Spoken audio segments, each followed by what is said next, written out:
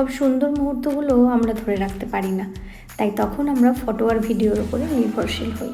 Hello friend, আমি বিন্দু। আমার চ্যানেলটা যারা নতুন দেখছো প্লিজ সাবস্ক্রাইব করে দিও। আজ চলে এসে একটা নতুন জায়গায়। এই জায়গাটা নিউ দীঘায় ঢেউসাগর নামে পরিচিত, যেখানে সবসময় কিছু না কিছু ক্রিয়েটিভিটি আপনারা দেখতে পেয়ে যাবেন। যেমন কি এদের কখনো ঠান্ডাই লাগে না। দেখুন এরা নিজেদের মতন মজা করে চলেছে বিন্দাস, কিন্তু এরা নিচে যাচ্ছে প্রাইভেট লঞ্চে। এই প্রাইভেট লঞ্চটা আপনারা যেভাবে খুশি বুকিং করতে পারেন এখানে আসার পরেও। এটা কিন্তু খুব সুন্দর একটি লঞ্চ, যেখানে মিউজিক সিস্টেম সব কিছুই দেওয়া আছে। আর এইদিকে দেখতে পাবেন ওই যে দূরে উনি একলা চলরে করে যাচ্ছেন, সেটাও আপনারা দেখতে পেয়ে যাবেন। আজ সেরকমই কিছু স্মৃতি ধরে রাখার জন্য একটা নতুন জায়গায় আমরা ঘুরতে এসেছি। হ্যাঁ, আমি কিন্তু আজ একা আসিনি, আমার কিছু প্রিয় মানুষদের সাথে করে এনেছি। এরা শুধু আমার অফিস কলিগ নয়, এরা আমার এমন প্রিয় কিছু মানুষ যারা অসময়ে একে অপরের কাজে আসে, বিপদে পাশে দাঁড়ায়, সেরকম কিছু মানুষ।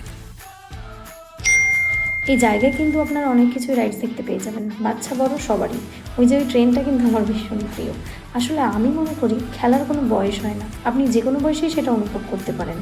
খেলার মধ্যে বাচ্চা বড় বলে কিছুই থাকে না, যেটা থাকতে হয় সেটা হচ্ছে প্রচুর পরিমাণে ইচ্ছে, আর এই ইচ্ছেটাই থাকলে সব হয়ে যায়।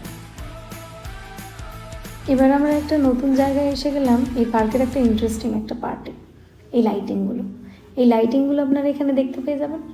অনেক রকমভাবে কিন্তু করা আছে। এই লাইটিংগুলো খুব সুন্দর দেখতে লাগে, দূর থেকেও দেখতে লাগে আবার কাছ থেকেও দেখতে লাগে। এখানে সবাই ফটোশ্যুট করার জন্য এই লাইটিংয়ের কাছে এসে দাঁড়িয়ে থাকে। আমি তো নিজের মনে মজা করে করে ভিডিওগুলো করে যাচ্ছিলাম, আর ওরা আমার বন্ধুরা ওখানে দাঁড়িয়ে দাঁড়িয়ে শুধু হেসে যাচ্ছিল আর ভাবছিল আমার কখন ফটো ওরা তুলে দেবে। দেখুন মহানায়কগুলো হেসেই চলেছে আমাকে দেখে, ভাবছে আমি কি কাণ্ড করছি ভগবান জানে। এবার ফটো ভিডিও তুলতে তুলতে একটু স্লোমো করতে গেলাম। এই যে আমি এবার ব্রিজের ওপর থেকে দৌড়ে যাব, সেটারই একটা ভিডিও তোলা হয়েছে হাসতে হাসতে। ওরাও অনেক পোজ দিতে দিতে ফটো তুললো, কেউ সিঁড়ির ওপর দাঁড়িয়ে, কেউ হাতে বোতল নিয়ে, কেউ হাতে টুপি নিয়ে, কেউ ইয়ো করে, সে অনেক কায়দা রকম করে এরা ফটো ভিডিও তুলে নিল।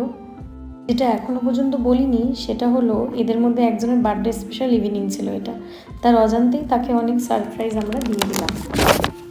একটু বেশি গিফট তাকে দেওয়া হয়ে গেছে, আবার সেটা নিয়ে নিচ্ছিলাম বলে সে বলল না থাক, অনেক কষ্টে পেয়েছি, এগুলো আমার কাছেই থাক। সবশেষে আমরা কিছু ডিনার প্ল্যান করলাম এই রেস্টুরেন্টটাতে এসে, যেখানে কেকটা কাটা হলো, সবাই মিলে খাওয়া হলো। সেখানেই আমরা কিছু ডিনার প্ল্যান করলাম যে এখানেই আমরা ডিনারটা আজকে সেরে যাই। যতক্ষণ আমাদের ডিনারটা আসছিল ততক্ষণ আমরা কিছু ফটো ভিডিও তুলে নিলাম বসে বসে। কেক খাওয়ার ফটো, এমনি ফটো, তাকে গিফট দেওয়ার ফটো, টেবিলে সবাই বসে আছি তাকে গিফটগুলো দিলাম সেগুলোর কিছু ফটো। ফুডগুলো এবার চলে এলো, ফুড খেতে খেতে কিছু এটা আবার কিসের ফটো এলো, সে কি এসব গন্ধ শোকার ফটো। যাই হোক, এরকম একটা ডিনার আমরা অর্ডার করে দিলাম। ডিনার শেষ হলো আমাদের, তখনও যেতে যেতে কিছু ফটো তুলে দাও আবদার করে নিলেন তিনি, এবং তার কিছু ফটো তুলতে তুলতে আবার চলে এলেন যে আমিও তুলবো। আমি তুললাম, আমি সবার সাথে ফটো তুলে সেগুলো পোস্ট করলাম। এবার